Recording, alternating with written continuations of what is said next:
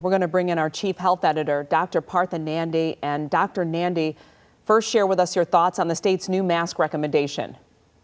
So, Glenda, frankly, I think it's a great move, right? Especially since children age 12 and under age 12 are not yet eligible even for the COVID vaccine. And that makes them more susceptible to contracting the virus, right? And its very contagious Delta variant. There are also a lot of students who are age 12 and older, we've talked about, that have not even been vaccinated.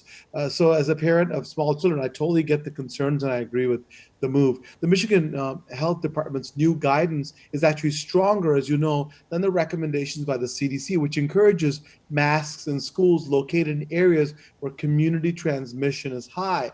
The state here, for us, is recommending all schools mandate masks regardless of the risk level in that area. And here's some other, some steps in the new guidelines from the state. Students and teachers should stay 6 feet apart. Staff who are not fully vaccinated should maintain a distance of 6 feet from other staff. And also, schools should promote vaccinations amongst eligible students, staff, and families. So, Dr. Nandi, the FDA authorizing a third vaccine dose for people with compromised immune systems. Who is in this group and why is the FDA making this recommendation? You know what's happening, Glenn, is the FDA's decision to amend its emergency use authorization is first of all, only for the Pfizer and Moderna vaccines.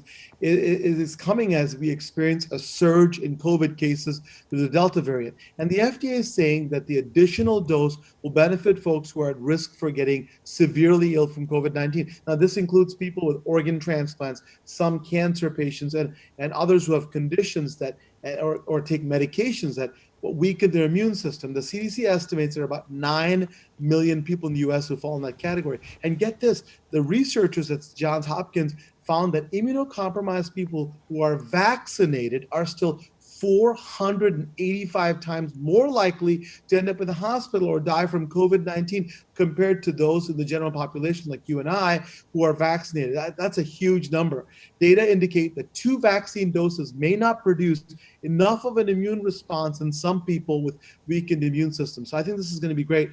It's up to the Centers for Disease Control, the CDC, to make the official determination for the additional vaccine doses for this group of people.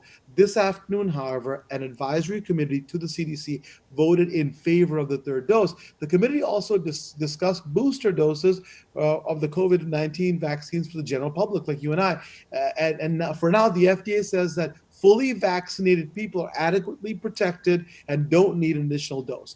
Now, officials, however, expect that the vaccine's protection against COVID-19 will decrease, will wane over time, perhaps in a year or more. That happens with most vaccines, right? None provide indefinite protection. So it seems inevitable that we're going to get a third shot at some point to protect against the original coronavirus and all these emerging strains. We just don't know when. In the meantime, we do know this, right? Vaccines are extremely effective at preventing hospitalizations and severe complications, up to 96% from COVID-19. So if you haven't done so, please, I'm begging you to get your shot now. So, and I will keep people up to date in what the information is about third doses coming up for the general population. All right, Dr. Nandi, thank you so much. Have a good weekend. Thank you.